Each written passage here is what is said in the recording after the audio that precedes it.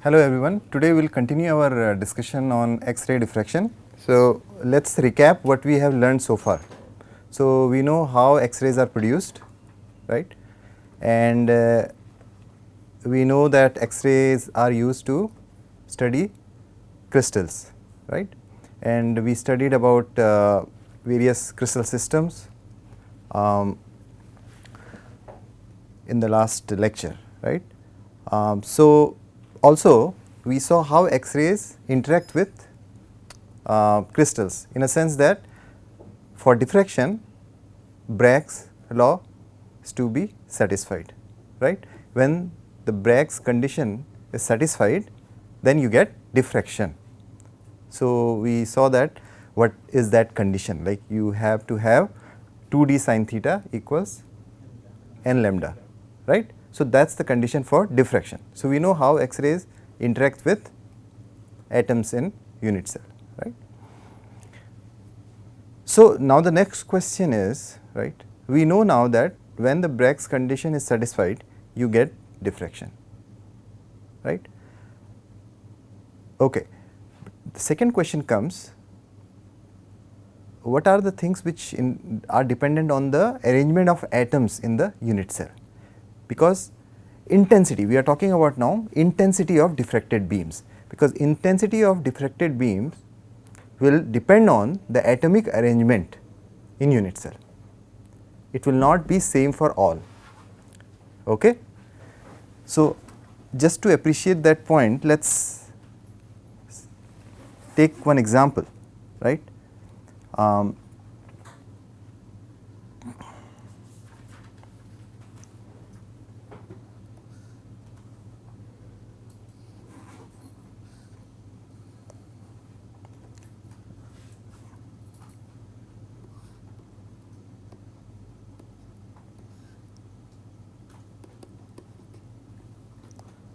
So, one is the case of body centered unit cell, right, and one is base centered, okay. It is base centered.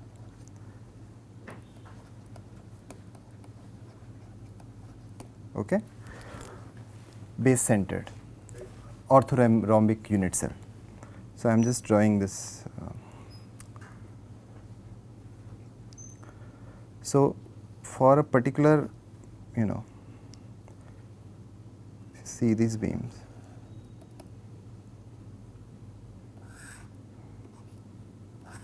right, and we are talking about, let us say,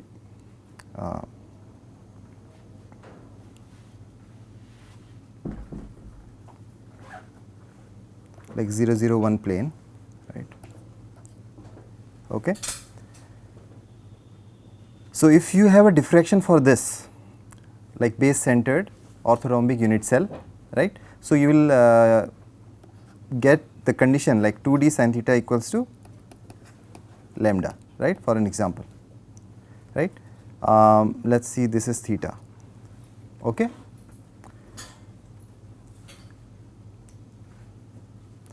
Again, if you are not sure how to draw this, let me try it again. What we mean here is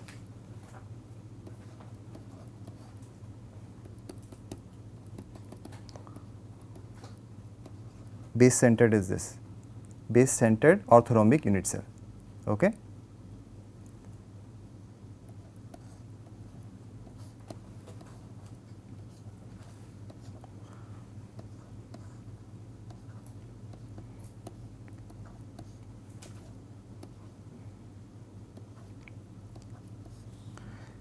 Body center, what you will have? You will have one at the center, and if you take another unit cell, there will be one here. So, this is body centered, clear?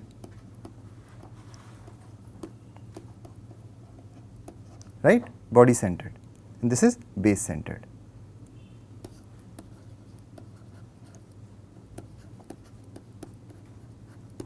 Is it clear? So, same thing we are considering here. Now, we are considering the diffraction, right. Suppose you have Bragg's condition satisfied for this base centered, right, where the arrangement is like this, right. We are taking the two layers, Now you know that there is a difference of lambda, right. Now for this the difference has to be here lambda 2, but then the waves will be out of phase, right. We know that when it is in the whole number, whole integer multiple of lambda, then only Bragg's condition is satisfied. So the point is, like, suppose we are talking about 001 plane. So 001 reflection will be absent in body centered, that is my point. Just because you have atom, there is another layer between these two, right. So 001 is present here, 001 reflection, it is absent in body centered. So the idea is just the way atoms are arranged in unit cell affects the diffraction. That is the idea of this. So that is why we are going to talk about the intensity of diffracted beams. Okay, what are the factors which influence intensity of diffracted beams? So obviously now we are talking about the interaction between X-rays and unit cell. So before we go to unit cell, what are the things? X-rays will interact with electrons. We have to consider X-rays interaction with atoms, and finally overall picture will be X-rays interaction with unit cell, because we are talking about the crystals where you have unit cells arranged in periodic manner, right. So obviously when we consider the interaction of X-ray with electron, we need to consider the polarization factor. We are not going in detail. You can refer to this book just to get more information, Kaliti and Stock, in the interest of time. Similarly, when the X-rays interact with atom, the intensity is influenced by atomic scattering factor, small f. Okay. And now you have atoms arranged in this unit cell. So this is also a unit cell where you have atoms arranged. We are talking about the interaction of X-rays with unit cell. So that is influenced by structure factor. That is what we will focus on here, because that gives you overall picture. Okay. So for crystals, the unit cell repeats, and hence all information required can be obtained at the unit cell level. If we know this interaction, we can then calculate the intensity. But now you are convinced that it is the atomic arrangement within unit cell that affects the intensity. So you can't say that you will have same level of, suppose you have a 001 reflection for one unit cell, will not hold for another arrangement of atomic arrangement, right. Okay. So how do we study this? Little bit of background, scattering by a unit cell, right. That's what we will look into in this lecture. So in the interest of time, I am not going in detail like how you derive this expression. Again, you can go through any standard textbook. In this, you can also refer to Kaliti and Stock. Basically, so you see here we are talking about a unit cell. You see arrangement of, so these are nothing but atoms arranged in unit cell, right, and we are looking at basically the interaction of this unit cell with X-rays. X-rays you see here, right, these are X-rays, incoming incident X-rays, and then diffracted beams, right. We are interested in what are the things which influence the intensity. So the phase difference phi can be expressed as 2 pi HU plus KV plus LW. Now let me explain what are these. HKL are the planes you are considering. So whenever we talk about the diffraction, the first thing comes to mind the planes, right. We now know that, right, they will be based on the planes, you will get different theta values, right. So you know, suppose you are considering a type of plane, obviously it will be denoted as HKL, right, Miller indices we have studied. And UVW are the fractional coordinates of unit cell atoms. Suppose you have a unit cell now, it will have atoms, right. So what are the fractional coordinates? Suppose you consider in this case units atom located at B, this is B, this right. So the fractional coordinate will be x over A, x over A is equals to U. So A is your unit cell parameter, right, and fractional coordinate will be, it is a location. So x is AB, x over A will be U. Similarly, if there are n atoms, you can write it as, for all n in the x, y and z directions, right. We will not go in detail, but just to first basically making you understand what does this mean. So, first we have to consider the phase difference, right, because that will influence your intensity, we know that, right. Phase difference is the key, right. Phase difference obviously depends on the path difference. How did you get the phase difference? First you have to calculate the path difference. From path difference you get the phase difference, because that will tell you how, like that will tell you about the interaction between two rays, right. So, without going too much in detail, let me just say that the structure factor, like the interaction between X-rays and atom unit cell depends on this structure factor, and that can be written in this form. So, F HKL means for particular HKL plane, the structure factor is summation of Fn times e to the power 2 pi I HUN KVN LWN. So, you see n, it depends on number of atoms. So, if you have n number of atoms, you have to sum it, you have to add it, right. And what is important, you see this f, small f comes into picture. Small f is nothing but atomic scattering factor. This is the interaction between X-rays and one atom. Obviously, unit cell has lot of atoms, right. So, this factor comes into picture, right.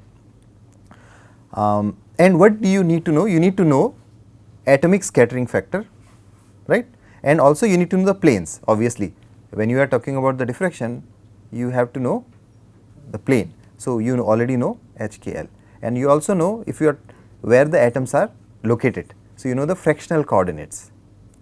So, you know everything. This way we can calculate the structure factor. We will do some calculation, we will do a small exercise so that you know how to calculate the structure factor, right.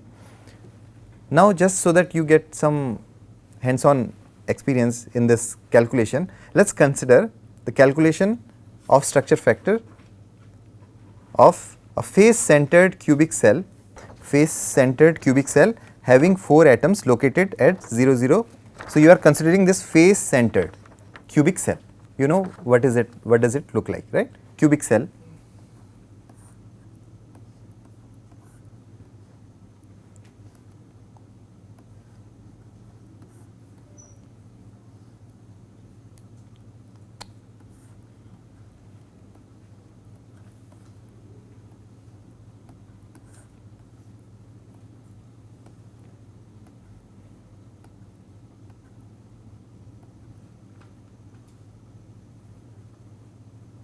Right. So, you have atoms at the corner, all corners, and also each face, right. So, how do you simplify? You can consider now, so we are saying consider a face centered cubic cell having 4 atoms located at 0 0 0, right, origin, half half 0, half 0 half. So, you are considering the faces, right. So, these are the, you can simplify it at this, right, because this unit cell has how many atoms? Face centered cubic cell 4, right, again 8 times 1 by 8 plus 6 times 1 by 2, 4, right. So, this is the description, clear. So, now you know the location of the point atoms, right. So, we have now a condition, right, where you can relate the structure factor as small f times this, these h plus k, h plus l, k plus r even. What does happen to structure factor? F becomes 4, clear. That means, if you are considering 2 of the indices are odd and 1 even, or 2 even and 1 odd, right. So, you will get f equals to 0 in that case, because 1 minus 1 plus 1 minus 1, you can try it, this combination. So, but basically what is it telling you again, right? It is telling you, so the reflection may occur for such planes such as, so if you consider 1 1 1 plane, 2 0 0, 2 2 0. So, you will get reflections, will be diffraction, right, because you are meeting this condition h plus k, h plus l, k plus l are even integers, right. Right, you can just, for these planes you are meeting the first condition, right. But if you consider 1 0 0 plane, so you will have reflection here, reflection present for this, right, clear, because it is nothing but this condition, right. Now reflection absent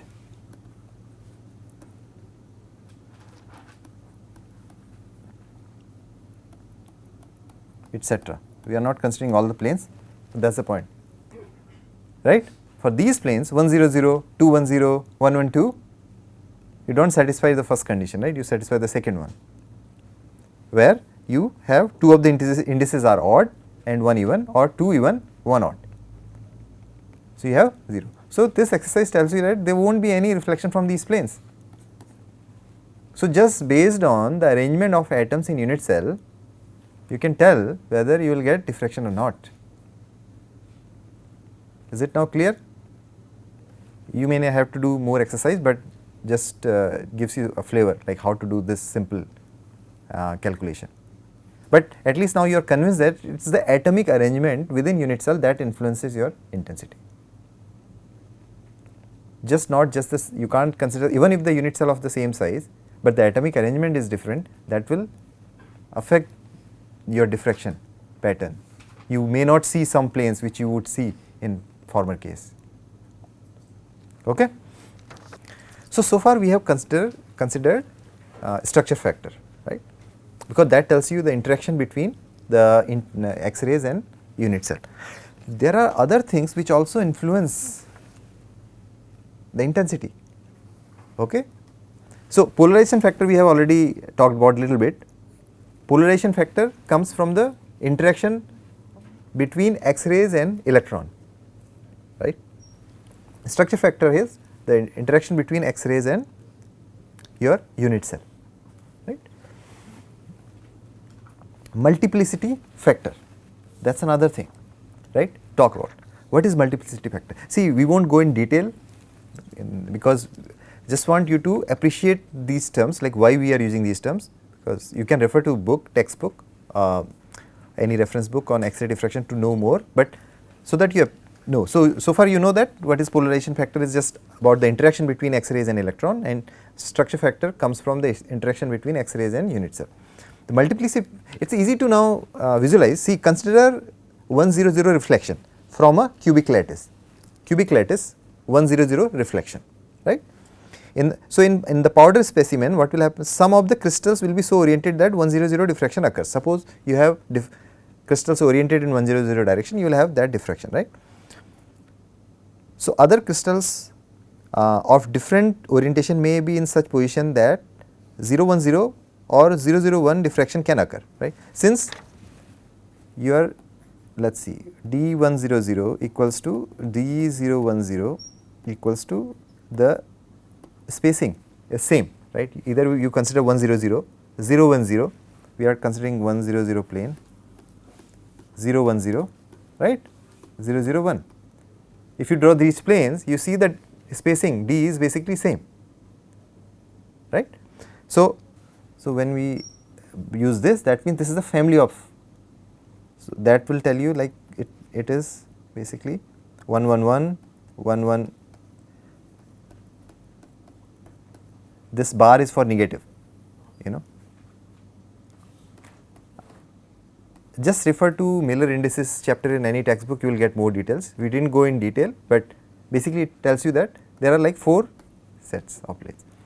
Simply because there are more planes, right, there are more planes, what happens, the probability that this family 1 1 1 will be correctly oriented for diffraction is 4/3 times the probability of 1 0 0. You have only 3 planes here.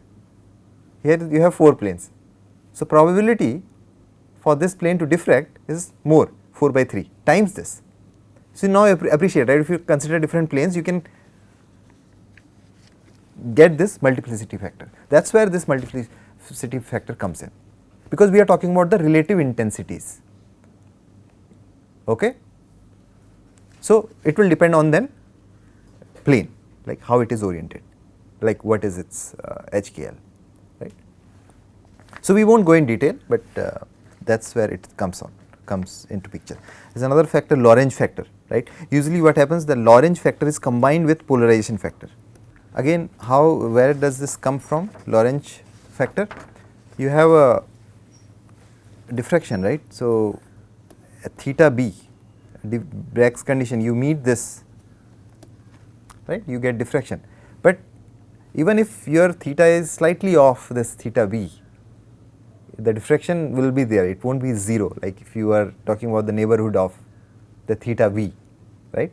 You know that theta b at theta b you have diffraction, but small plus minus delta theta, for an example, you get the diffraction, right. So, this is basically the origin of this, right. How do you consider that? So, it depends on obviously theta, right.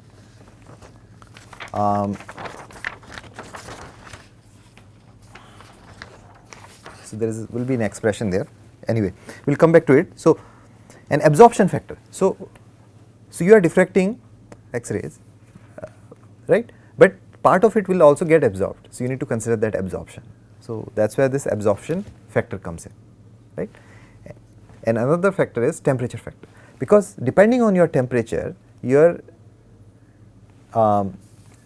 unit cell dimensions may change, right, because if you are doing experiments, suppose at like 30 degrees Celsius, 40 degrees Celsius, you know, so that will also affect your the diffraction, like intensity of diffraction. Okay, we are not going in detail, I am just giving you.